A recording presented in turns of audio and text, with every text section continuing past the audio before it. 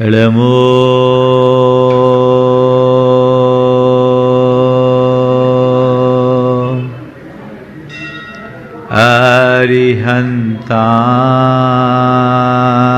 अरिहन्ताणं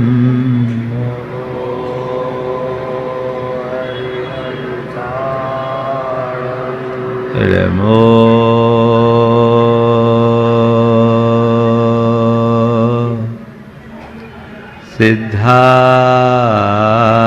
सिद्धारणं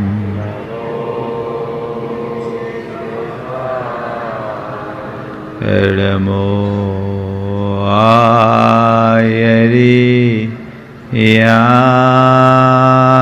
आयरियाणं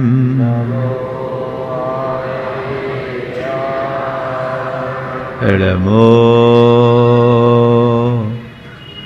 उवध्याय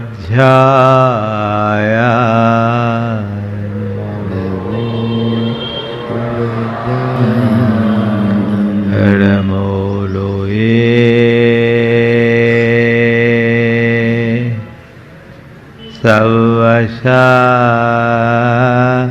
सवशाहुनं नमो लोये सवशाहुनं एसो पंचेणमोयारो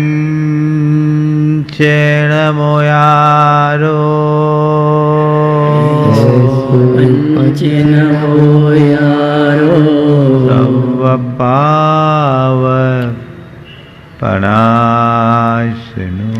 सर्वपावपणाशनो मंगलालं च सवेसिं मंगलां च सवेसिं पढ़मं होय मंगलम पढ़मं होय मंगलम। जय बोलो देवादिदेव 1008 श्री भगवान महावीर स्वामी की जय जय जय। अहिंसा परमो धर्म की जय जय जय।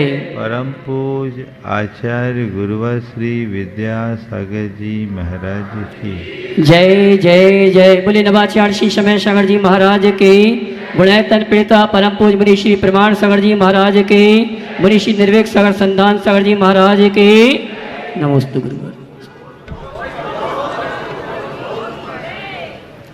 जीवन में बहुत कम मौके आते हैं जब हमें हमारे अनुकूल संयोग मिलता है, लेकिन अक्सर हमारे साथ उल्टा होता है। जब संयोग नहीं मिलते, हम संयोग को पाने के लिए लालायित होते हैं और संयोग मिल जाने पर उसे अपने प्रमाद में खो देते हैं। आज संक्षेप में 4 बातें आप सबसे करूंगा। अवसर मिलना,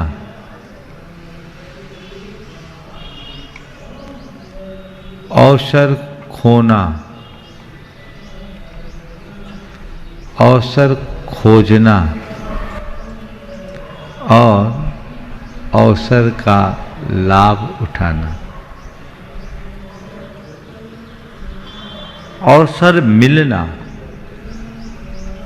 पुण्य का योग है।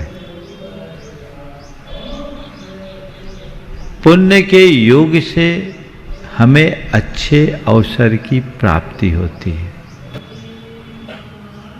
हम चाहे इतने मात्र से अच्छा अवसर नहीं मिलता। हम सबका प्रबल पुण्य का योग है कि आज हमें दुर्लभ मनुष्य जीवन मिला है। ये एक अवसर है कि नहीं?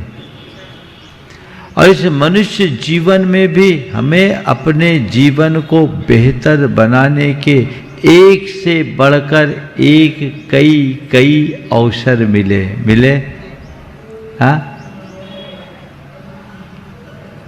अवसर मिला, लेकिन हमने क्या किया? अवसर को खोया कि अवसर का लाभ उठाया? हाँ, क्या किया? अभी तो उठा रहे, अवसर मिला है, लाभ उठा रहे, लेकिन कितना? मुझे अपने जीवन में जो भी अवसर मिले मैंने उसका कितना लाभ उठाया, हिसाब लगाओगे तो ज्यादातर अवसर खोया है, और जो मिला है जिसका लाभ भी लिया है तो उतना नहीं ले पाए जितना कि हम ले सकते थे। यह हकीकत है कि नहीं? हाँ, तो अवसर मिलना पुण्य का प्रमाद है, प्रताप है। अवसर का लाभ उठाना हमारे जीवन का प्रसाद है। अवसर खोजना हमारा पुरुषार्थ है, और अवसर को खो देना प्रमाद है। अपने प्रमाद से प्रेरित होकर हम अपने जीवन के प्राप्त अवसरों को अक्सर खोते रहे। अपने अंदर ऐसी जागरूकता आए कि हम अपने समग्र जीवन को एक अवसर मानते हुए उसका लाभ उठाने का पुरुषार्थ करें। पुण्य हमारे खाते में है, इसमें कोई संशय नहीं। यहां जितने बैठे हैं सब भाग्यशाली हैं, और नेहरू नगर वाले तो और भाग्यशाली हैं, क्योंकि इनकी खबर छपते छपते भी छप जाती। अभी कोई नंबर नहीं था, लेकिन इन लोगों का आग्रह, महाराज हम तो आस लगाए थे एंट्री नेहरू नगर से हो, और महाराज आप आकर के नेहरू नगर नहीं, भले एक दिन सही, लेकिन चलना तो पड़ेगा। आग्रह कर रहे थे। कल देखा तो नवाज भाई तो एकदम मायूस हो गए, नेमी वगैरह भी आए थे। जब पुण्य जागता है तो अवसर आपो आप मिल जाता है।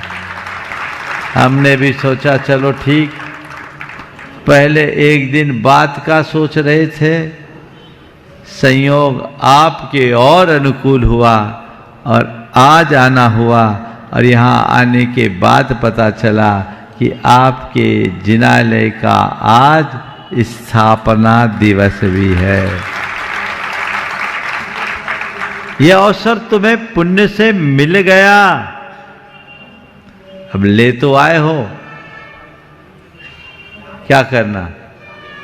हाँ, जाने नहीं देंगे तो परेशानी में फंस जाओगे, क्योंकि फिर महाराज तो तुम्हें लेके चलेंगे। अवसर का लाभ उठाओ। अवसर खोने के बाद सिवाय पछताने के और कुछ नहीं होता। हम लोगों के आने न आने का सवाल नहीं है, पूरे जीवन को एक अच्छा अवसर मानो, और आप सबको प्रचुर अवसर मिला है। प्रबल पुण्य का उदय है। मनुष्य जीवन, स्वस्थ शरीर, धन संपन्नता, भरा पूरा परिवार, अच्छे संस्कार, अच्छी बुद्धि, अच्छे संसाधन, ये क्या तुम्हारे लिए कम है? बोलो, अवसर है कि नहीं? कार्य क्या रहे हो? अच्छा अवसर मिले और आप उसका फायदा ना उठाए तो इससे बड़ा भागा और कौन होगा? अभी तक का हमारा यही रिकॉर्ड रहा है कि हमारे जीवन में अवसर आए और हम अपने प्रमाद और आलसवश उसे खोते रहे और बाद में केवल पछताए हैं। चूक गए। अगर ऐसा कर लिए होते तो, ऐसा कर लिए होते तो, ऐसा कर लिए होते तो, अब तो क्या है?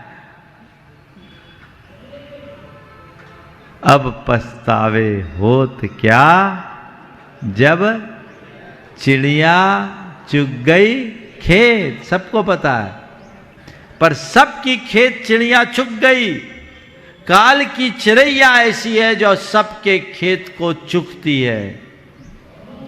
वो चिड़िया चुगे उससे पहले चेतना जगे। तुम्हारी चेतना जगेगी तभी जीवन का रूपांतरण होगा। तो अपने इस जीवन को जीवन के लिए एक अच्छा अवसर मानो और अपने पुरुषार्थ से उसका लाभ उठाओ। ऐसा प्रयोग करो कि तुम्हें इस अवसर का प्रसाद मिल सके। प्रमाद को मिटाओ, पुरुषार्थ को जगाओ, ताकि जीवन का प्रसाद पाओ। पुण्य से अनुकूल संयोगों का मिलना बहुत बड़ी बात नहीं है। सही बात तो उसका फायदा उठाना है। हम क्या कर रहे हैं? महत्वपूर्ण ये नहीं है कि हमें क्या मिला, महत्वपूर्ण ये है कि हमने क्या किया। महत्वपूर्ण ये नहीं कि हमें कितना सानिध्य मिला, महत्वपूर्ण ये है कि सानिध्य का हमने कितना लाभ लिया।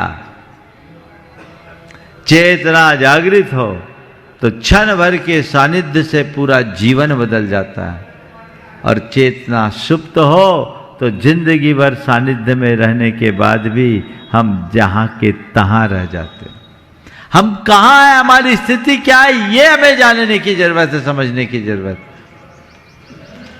जब हम उस तरीके से अपनी समझ विकसित करते हैं तब चेतना रूपांतरित होती है। तो पुण्य को पुरुषार्थ से जोड़ो, जीवन की प्रगति का यही आधार है। प्राय जितने लोगों के जीवन में पुण्य होता वो प्रमादी बनते और भोगों में रत हो जाते हैं, अपने पुण्य का दुरुपयोग करते हैं। उन्हें लगता है सब अनुकूल साधन है, तो उनके हृदय में आसक्ति आती है, अभिमान आता है, और अभिमान और आसक्ति दोनों पतन के कारण है। पुण्य का योग है, सब ठीक चल रहा है, ठाट चल रहा है, बड़ा स्मूथ, सबको जो चाहो सब मिल रहा है। क्या हो रहा है? भोगों में रत हो जाओगे, आसक्त हो जाओगे, और उसका अभिमान भी हृदय में बढ़ेगा। तो ये आसक्ति और अभिमान तुम्हारा पतन कराएगी कि नहीं कराएगी? ऐसे लोग हवा में उड़ने लगते हैं, लेकिन कब उनकी हवा खिसक जाए पता नहीं लगता। लगता है क्या? एक पल में हवा बदलती है, हवा बदलते ही हालत पतली हो जाती है।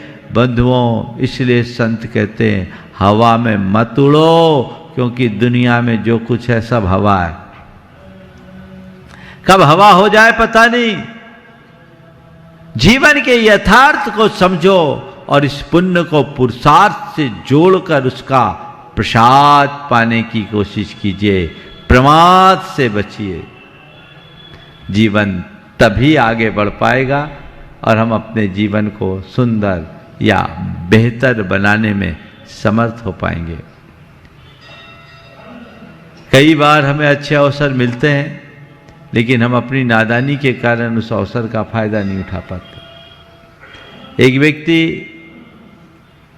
जंगल में भटका, पूरा सूखा जंगल था, सब तरफ पेड़ों के नाम पर ठूठ ही ठूठ थे। गर्मी प्रचंड थी, धूप से वो व्याकुल हो रहा था। उससे दूर एक हरा भरा वृक्ष दिखाई पड़ा। जैसे तैसे शक्ति बटोर कर वह उस पेड़ की छाया में पहुंचा। पहुंचते ही उसे असीम शांति की अनुभूति हुई। उसके मन में आया,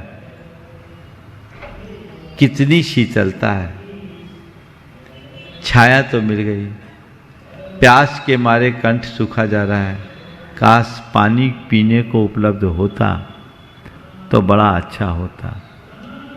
संयोग से इतना सोचते ही उसके पास शीतल पेय आ गए। उसने पिया, गला तर हुआ, पर तभी उसे भूख सताने लगी। मन में ख्याल आया कि बहुत जोर से भूख लग रही है, क्या अच्छा होता कुछ खाने के लिए जुगाड़ हो जाती। इतना सोचना था कि उसके सामने 56 भोग आ गए, भोजन से भरी थाल आ गई। उसने छक कर खाया। खाने के बाद अक्सर क्या होता है, सुस्ताने की इच्छा होती है। थक गया हूँ, थोड़ा विश्राम की व्यवस्था होती तो बहुत अच्छा होता। इतना सोचना था कि वहाँ सेज बिछ गई, वहाँ लेटा। तभी मन में ख्याल आया, दिन ढलने को है, बियावान जंगल है, कहीं शेर ना आ जाए, कहीं शेर ना आ जाए। इतना सोचा कि तभी देखा सामने से शेर आ रहा है। शेर को देखते उसकी घिघी बंध गई, घबरा उठा। उसने कहा शेर आ रहा है, कहीं वो मुझे खा न जाए, शेर आ रहा है, वो मुझे खा न जाए। और शेर आया, उसे खा लिया, जिंदगी खत्म हो गई।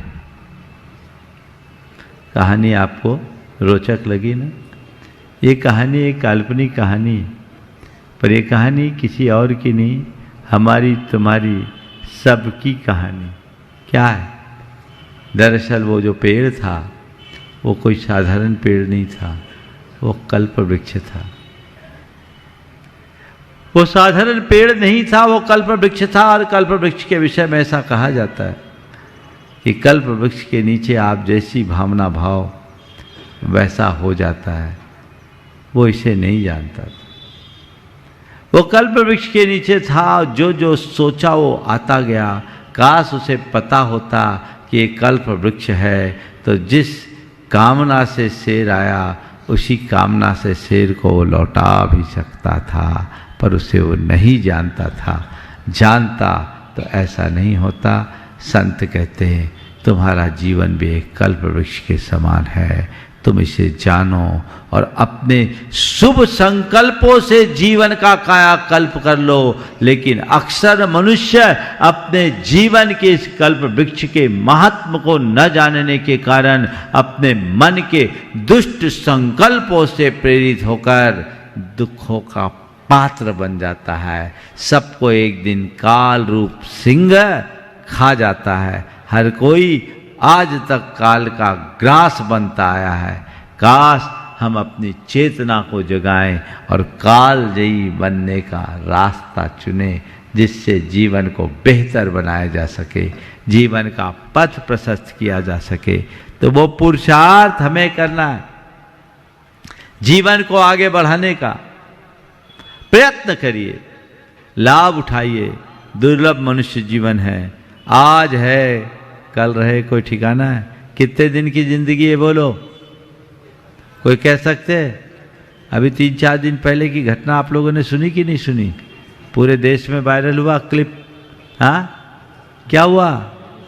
विदिशा में इंदौर की बच्ची थी, नृत्य करते करते एक और नीलांजना वाली बात आ गई। हाँ, है ना? नीलांजना के लिए तो हम लोग नाटक देखते थे, लेकिन वाकई में ये नीलांजना जैसा ही सब कुछ घट गया। अगा अपनी मौत से कोई वसर नहीं, सामान 100 वर्ष का। क्या बोलो तो? और जोर से, और जोर से। इसकी खबर है तुम्हें? पल की खबर नहीं, इसकी खबर नहीं, सब इससे बेखबर है।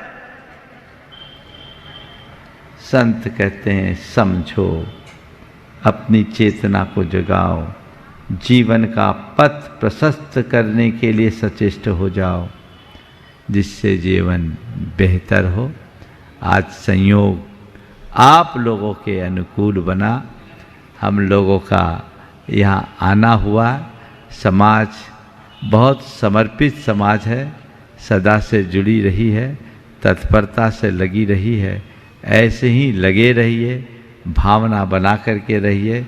अपना हृदय देव शास्त्र गुरु के प्रति समर्पित रखते हुए जीवन का पथ प्रशस्त करें, जीवन को बेहतर बनाने का उद्यम करें, ताकि हम अपने जीवन को सफल बना सके, सार्थक बना सके। एक ही बात अपने हृदय में अंकित करें, मुझे लाभ लेना है। क्या लेना है? मैं 25 वर्ष पहले जब यहाँ आया था नेहरू नगर में, 30 साल पहले 1995 में, कुछ नहीं था, ये मैदान था, 3-4 कमरे इधर बने हुए थे, एक शेड में भगवान का मंदिर था, और उस समय यहाँ रहने वाले लोग भी बहुत थोड़े थे, छोटे छोटे मकान थे। अब आया हूँ तो देख रहा हूँ मंदिर भी बहुत विशाल बन गया, और जो लोग रहने वाले थे उन सब की बड़ी बड़ी कोठियाँ और अट्टालिकाएँ भी बन गई। उस समय लोग थे जिनके एक आध दुकानें थी, आज लोगों के बड़े बड़े धंधे पानी भी हो गए, जिनका परिवार भी बढ़ गया, सब चीज़ों का विस्तार हो गया। पर भैया ये प्रगति तो तुम्हारी हो गई, भीतर की प्रगति कितनी हुई ये तुम्हें देखना है। तुमने धन लाभ तो खूब किया, धर्म लाभ कितना बढ़ा, केवल ये देखना। मैं ये नहीं कहता कि आपने धर्म लाभ नहीं लिया, पर मैं इतना कहता हूँ कि अपने भीतर उतर कर देखो कि मैंने वाकई में कितना धर्म लाभ लिया, और मैं कितना और अधिक ले सकता था। ये अंतर विश्लेषण कीजिए, जीवन बेहतर बनेगा। पूरा भोपाल उमड़ रहा है, सब अवसर खोज रहे हैं, कोई तो बहाना मिले और महाराज आए, सब लोग हैं। पर भोपाल तो इतना बड़ा है भाई कि अगर आप लोगों की तरफ हम देखते रहें तो कई चौमासे पूरे हो जाएं, भोपाल से निकलना मुश्किल होगा। लेकिन आप सबको पता होना चाहिए, कई बैरियर पार करके हम यहाँ आ पाए। जो हाल भोपाल का है वही हाल इंदौर का भी था। इस भोपाल को तो फिर भी पहले काफ़ी लाभ मिला, इंदौर तो पूरा प्यासा ही रह गया। लेकिन फिर भी जब यहाँ कार्यक्रम था तो उस निमित्त से हम लोग सब कार्यक्रम को समेट कर यहाँ आए। और यहाँ भी जब समय कम होता है तो बीच में ही अपनी दुकान बिठा लगा ली जाती है और वहीं सारा काम हो जाता है। आप लोग लाभ लेना चाह रहे हैं, हम लोग कोशिश करेंगे जितना आप सबको मिले लाभ ले। लेकिन ये मान करके चलो, महाराज भोपाल में हैं और टीटी नगर भोपाल का सेंटर है। महाराज हमारे नगर और कॉलोनी में आए, ये हमारा सौभाग्य है। महाराज ना आ पाए तो हम महाराज के पास जाएं, ये हमारा पुरुषार्थ है। ये हमारा पुरुषार्थ है, ये पुरुषार्थ अपना करते रहो। ये नहीं कि महाराज हमारे यहाँ आए तभी हम लाभ लेंगे। अरे तुम दूर तो नहीं आ पाते, पर गांव में ना आ पाए तो इससे बड़ा दुर्भाग्य और क्या होगा। तो सब लोग बिलो तो सुनो सुन लो। ओ महाराज अशोका नाट्य गार्डन में आए, ये प्रयास करो, पर महाराज जब तक ना आए इतना घेराबंदी करो कि महाराज का मन ना हो तो भी हो जाए। और सुनो, अभिरुचि और अशोका गार्डन तो एक ही है भाई, उसी का तो अंग है, इसलिए कुछ सोचने की जरूरत नहीं है। गुरु तुम्हारे बीच आए ये अच्छी बात है, लेकिन ना आए तो हम गुरु के चरणों में जाएं। आप लोग क्या बोलते, तौ पादों मम हृदय, आपके चरण मेरे हृदय में हो, और ऐसा संभव नहीं हो तो मेरा हृदय आपके चरणों में, तो पद मेरे ही में, अच्छी बात है। और ना हो तो मम ही हो तो पुनीत चरणों में, इतना ही तो समझौता हो गया। इतने में ही काम, आप हमारे यहाँ आओ और नहीं तो हम आपके चरणों में रहे। बस ऐसी ही भावना भाव तो जीवन में हमेशा गुरु कृपा से लाभान्वित होते रहोगे। समय काफ़ी हो गया है, इसलिए अधिक विस्तार न देकर भावना भाइये, मैं किसी को निराश नहीं कर रहा हूँ। जिसका जितना भाग होगा सब अपने दावेदारी तो जताते जा रहे हैं। अब जैसे जिसका भाग्य जागेगा वैसा उनको लाभ मिलेगा। बोलिए अहिंसा परमो धर्म की।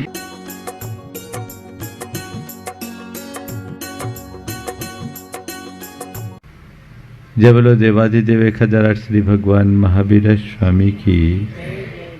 अहिंसा परमो धर्म की। परम पूज आचार्य गुरुवर श्री विद्यासागर जी महाराज की। जय जय जय। बोले परम पूज मनीषी श्री प्रमाण सागर जी महाराज की।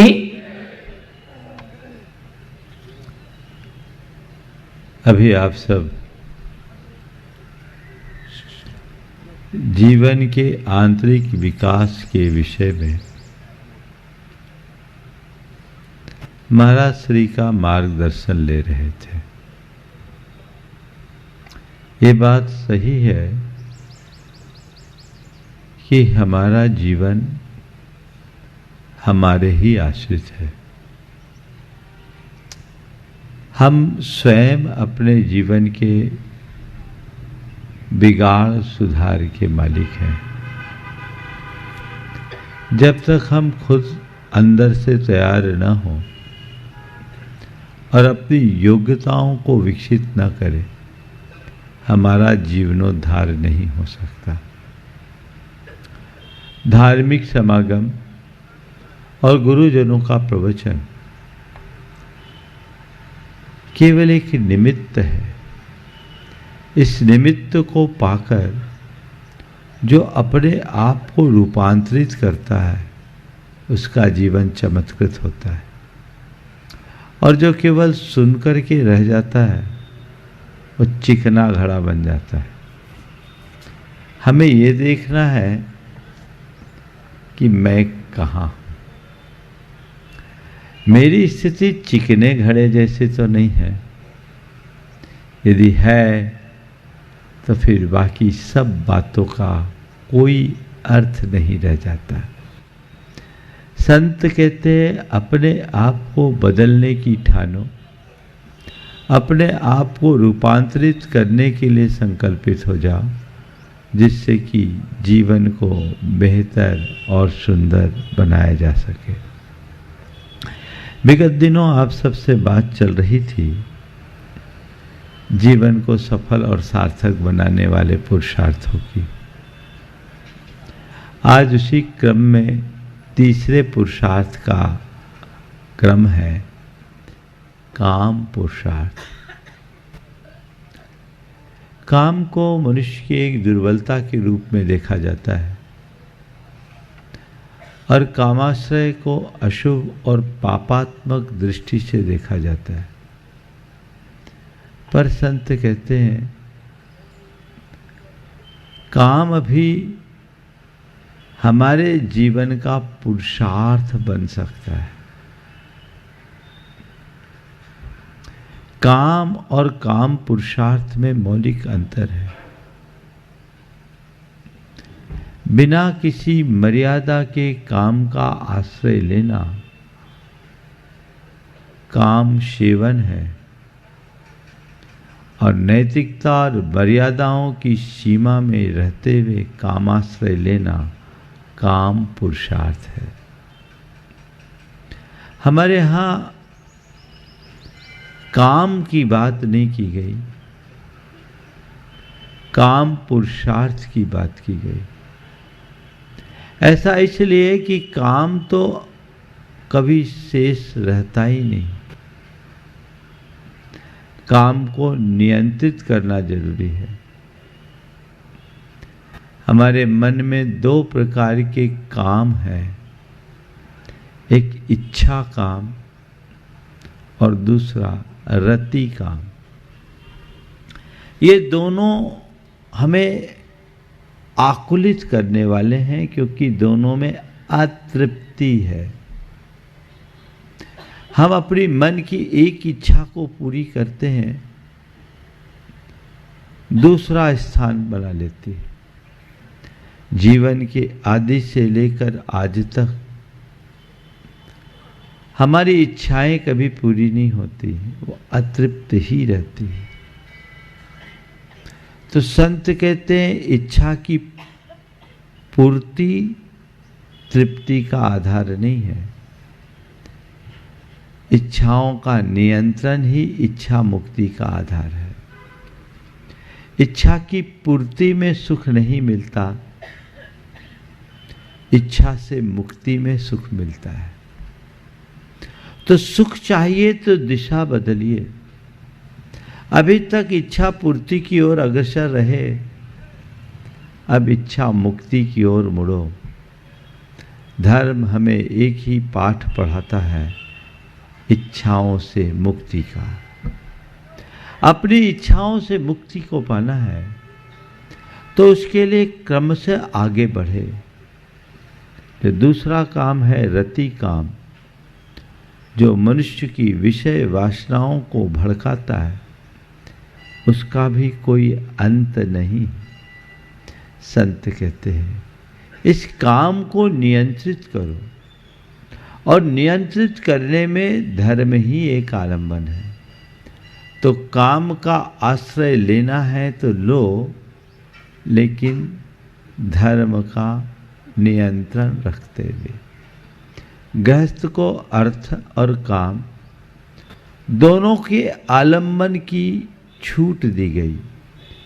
अर्थ जीवन के निर्वाह के लिए जरूरी है और काम मन की दुर्बलता और संतति के विकास के लिए जरूरी है।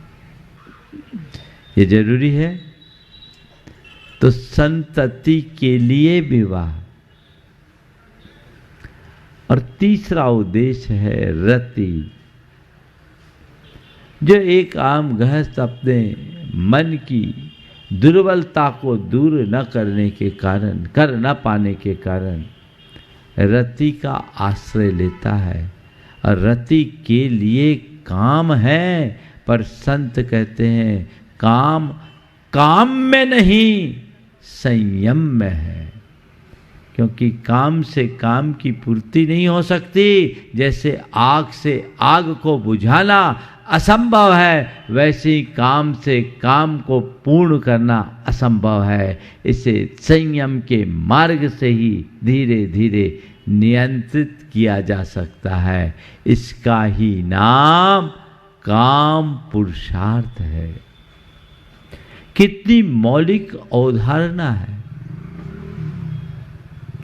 विवाह के बंधन में बंध करके संयम की मर्यादा में जीते हुए अपने जीवन को आगे बढ़ाने वाला पुरुषार्थ ही है। आजकल इन बातों की घोर उपेक्षा होने लगी है। लोग इन्हें नजरअंदाज करने लगे। इनकी तरफ अब किसी की दृष्टि नहीं। अब विवाह के बंधन में बंधने वाले लोगों के भी संबंधों में पवित्रता नहीं है, और विवाह पूर्व और विवाहेतर संबंध भी अब आम होने लगे। और अब क्या कहें, अब तो विवाह को भी लोगों ने अप्रासंगिक समझना शुरू कर दिया, और लिव इन जैसा कंसेप्ट हमारे देश में भी फैलने लगा, और इनको कानूनी मान्यता भी मिल गई। काश हमारे कानून के रखवाले, कानून के व्याख्याकार हमारी मूल सांस्कृतिक अवधारणा को पहचानते, हमारी सांस्कृतिक परंपरा को पहचानते, तो शायद ऐसी सम्मति नहीं दे पाते। इसका परिणाम बहुत त्रासदायी होने वाला है। धीरे धीरे जब ये चीज़ें उभर करके आएगी तो हमारा मानव समाज तहस नहस हो जाएगा। कहने को हम एक सभ्य मनुष्य के रूप में कहलाएंगे, पर पूरी मानव समाज में पशुता हावी हो जाएगी। जब न घर रहेगा, न परिवार रहेगा, न कुटुंब रहेगा, न समाज रहेगा, न सामाजिक संहिताएं होगी, तो हमारा स्वरूप क्या होगा? इस पर गंभीरता से विचार करना चाहिए। संबंधों की पवित्रता का पाठ हमें प्रारंभ से पढ़ना चाहिए और पढ़ाने का प्रयास करना चाहिए।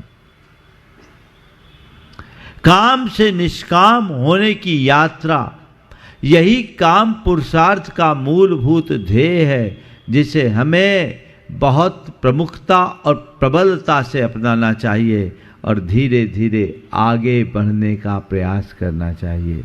आजकल जिस तरह की उच्छृंखलताएं बढ़ रही है, मर्यादाहीनता बढ़ रही है, ये बहुत चिंता का विषय है। इस पर हमें ध्यान रखना चाहिए। मैं 2 प्रसंग आज आप सबके सामने रखना चाहूँगा। काम पुरुषार्थ क्या होता है और काम पुरुषार्थी व्यक्ति कैसे जीता है। एक प्रसंग है महाराजा छत्रसाल के जीवन का। महाराजा छत्रसाल रीवा के नरेश। एक दिन एक युवती उनके चरणों में आ गिरी और उनसे कही कि मैं आप जैसा रूपवान और प्रतापवान पुत्र चाहती। मैं आप जैसा रूपवान और प्रतापवान पुत्र चाहती हूं। महाराजा छत्रसाल ने कहा, भगवान आपकी इच्छा पूरी करे। उस युवती ने कहा कि ये आपके सहयोग के बिना नहीं हो सकता। उन्होंने पूछा, इसमें भला मैं क्या सहयोग दे सकता हूं? तो उस स्त्री ने कहा, एक स्त्री किसी पुरुष के सहयोग के बिना कोई स्त्री किसी संतान को जन्म कैसे दे सकती? उसने अपनी सारी लज्जा, मर्यादा और संकोच को त्यागते हुए कहा, मैं आपसे प्रणय दान चाहती हूं। इतना सुनना था कि छत्रसाल महाराज एक राजा होने के बावजूद झट से उस युवती के चरणों में गिर पड़े और उन्होंने कहा, माँ, यदि तुझे मुझ जैसे संतान की जरूरत है तो ले, आज से मैं तेरा बेटा हूं, तू मेरी माँ है। ये एक काम पुरुषार्थी की पहचान है। आज काम पुरुषार्थी कम, काम लंपट ज्यादा दिखते हैं। काम लंपटता की वृत्ति बढ़ रही है, लोग कामांध हो रहे हैं और इसी के परिणाम स्वरूप आज अनेक नृशंस घटनाएं प्रकाश में आती है। जब जब 6-6 साल की बच्ची को कोई अपनी हवस का शिकार बना लेते, जब कोई किसी युवती का सरेआम सामूहिक बलात्कार कर लेते, आए दिन ऐसी घटनाएं अब आम होते जा रही है। इसकी वजह क्या है? इसकी एक ही वजह है, वह है धर्म विमुखता। अंतरंग में धर्म को स्थापित करोगे तो संयम और मर्यादा फलेगी, और अंतरंग में धर्म के अभाव में सारी मर्यादाएं तार तार हो जाती है। आज की स्थिति बिल्कुल विचित्र बन गई। अब उन्मुक्त यौनाचार की वृत्ति हावी होने लगी। इससे जो उच्छृंखलताएं बढ़ रही है, वो हमारे पूरे समाज की पवित्रता को खंडित करने लगी। और विभिन्न माध्यमों से जिस तरीके के अश्लीलता परोसी जाने लगी है, उसने भी हमारी सारी व्यवस्थाओं को बिगाड़ रखा है। हमें इन पर बहुत गंभीरता से विचार करना चाहिए और इनसे बचना चाहिए। दूसरा एक पौराणिक प्रसंग मैं आपको सुनाना चाहूँगा। रावण को कोई अच्छे नज़र से नहीं देखता।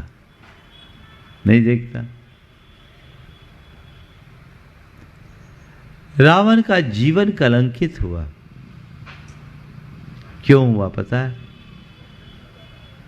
क्यों हुआ? हाँ, सीता का अपहरण किया। कहते वो सीता पे आसक्त होकर उसका अपहरण किया,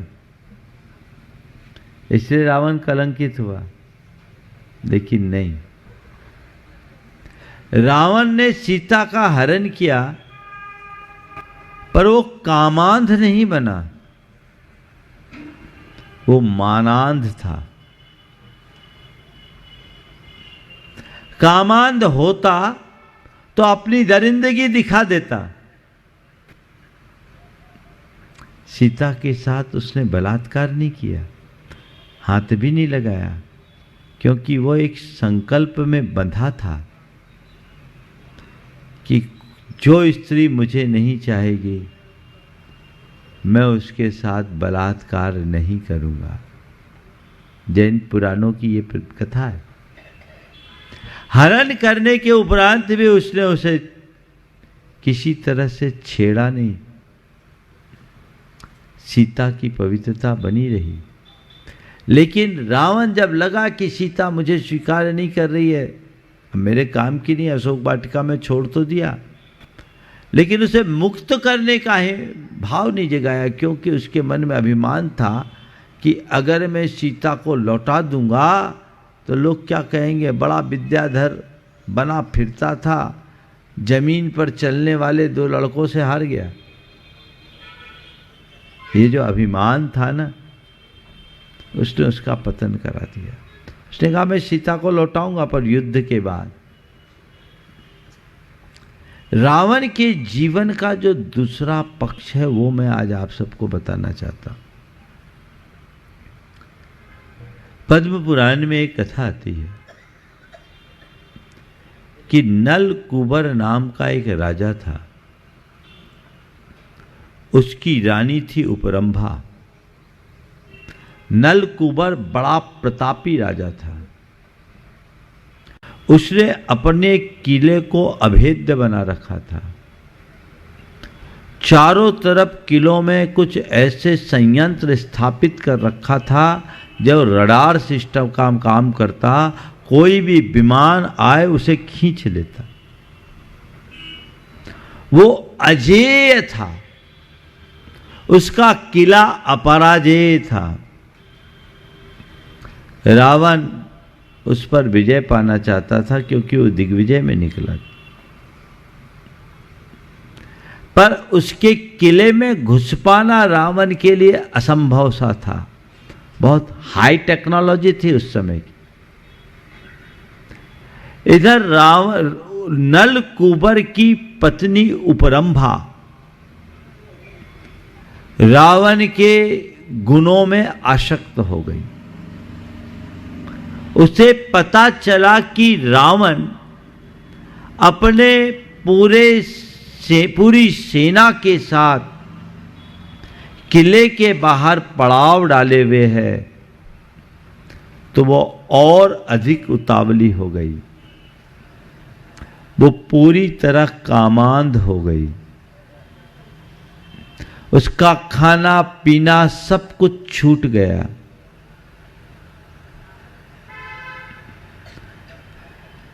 और एक दिन उसने अपनी दासी से कहा कि मेरे प्राण रावण में अटके हैं, किसी भी तरीके से रावण से मेरा समागम करा दो,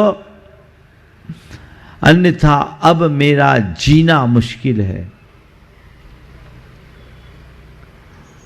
उसकी दासी ने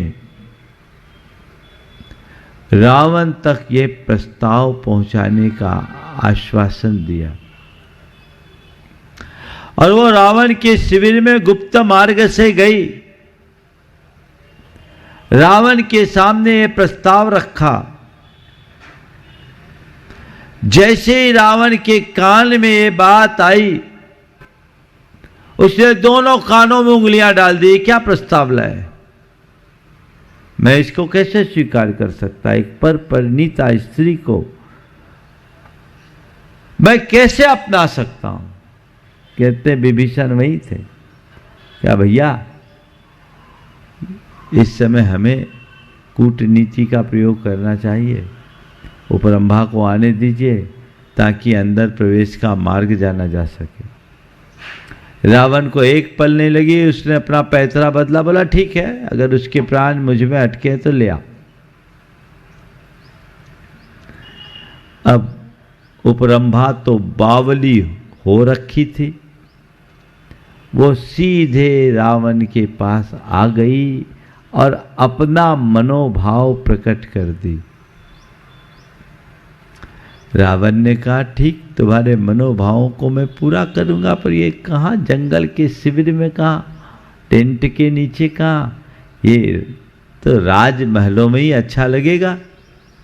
और राजमहलों में तब अच्छा लगेगा तुम्हें मैं निष्कंटक साथ तब दे पाऊंगा जब मैं नलकूबर पर विजय पाकर उसे बंदी बनाऊंगा और इस राज्य का अधिपति बनूंगा। और वह भी तब संभव होगा जब मैं अंदर जाकर प्रवेश करूं। तो तुम पूरे नलकूबर के सीक्रेट्स मुझे बताओ। जब व्यक्ति के मन में आवेग छा जाता है तो विवेक खत्म हो जाता है। वो तो बावली हो रखी थी, उसे रावण दिख रहा था, वो वासना में उन्मत्त थी और उसने सारा भेद रावण को दे दिया। फिर क्या था, रावण ने चढ़ाई की, नलकूबर को बंदी बनाया और फिर जब उपरंभा ने अपनी बात दोहराई तो रावण ने कहा, हे देवी, आपकी इच्छा की पूर्ति मैं अब कैसे कर सकता हूँ, क्योंकि आपने मुझे रास्ता बताया और जो रास्ता बताता है वो तो गुरु का स्थान पा लेता है, गुरु तो पूज्य होता है, इसलिए आप मुझे माफ करें, मैं आपकी इच्छा पूर्ति करने में असमर्थ हूँ। और फिर उसे समझाया कि नलकूबर भी मेरे से जैसा बड़ा प्रतापी, गुणवान और बलिष्ठ राजा है, आप उसमें ही संतुष्ट होकर के रहें, मुझ में और उसमें कोई अंतर नहीं है। रावण जैसे आतताई व्यक्ति के अंदर भी ये गुण,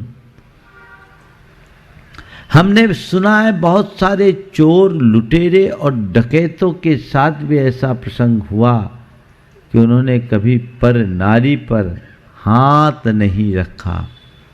डकैती करने आए, डाका डालने भी आए, लेकिन स्त्रियों पर हाथ नहीं रखा, उनकी मर्यादा और आबरू को सुरक्षित रखा। मैं ये नहीं कहता कि चोर लुटेरे अच्छे थे, पर मैं उन काम लंपटों से अच्छा मानता हूं जिनकी कोई मर्यादा नहीं है।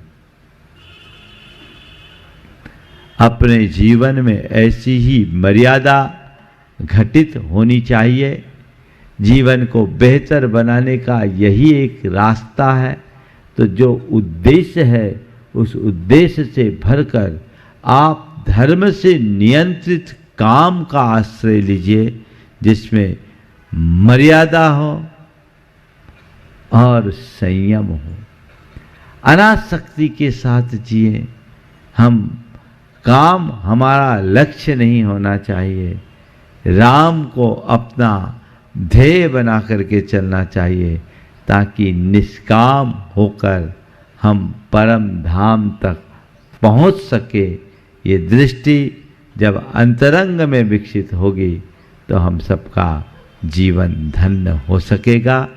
तो ये पुरुषार्थों की बात है, हमें इसे गंभीरता से अपनाना चाहिए, खुद के जीवन में भी और औरों के लिए भी प्रेरणा बनना चाहिए।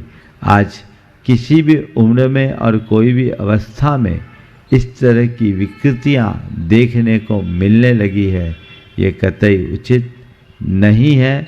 हमें इस पर पुनः गंभीरता से विचार करते हुए धर्म नियंत्रित अर्थ और काम का आश्रय लेना चाहिए।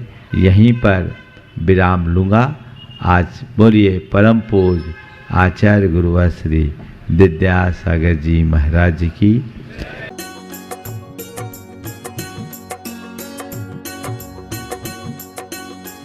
मध्य प्रदेश के ग्वालियर की पुण्यधरा साक्षी एनक्लेव के आदिपुरम स्थित श्री 1008 आदिनाथ भगवान जिनालय में 9 से 14 फरवरी 2025 तक आयोजित होने जा रहा है श्री 1008 मज्जिनेन्द्र पंचकल्याणक प्रतिष्ठा महामहोत्सव एवं विश्व शांति महायज्ञ परम पूज्य आदिका श्री 105 पूर्णमती माता जी के पावन सानिध्य में आयोजित होने वाले इस समारोह में आप भी सपरिवार सहभागिता कर पुण्य लाभ अर्जित करें।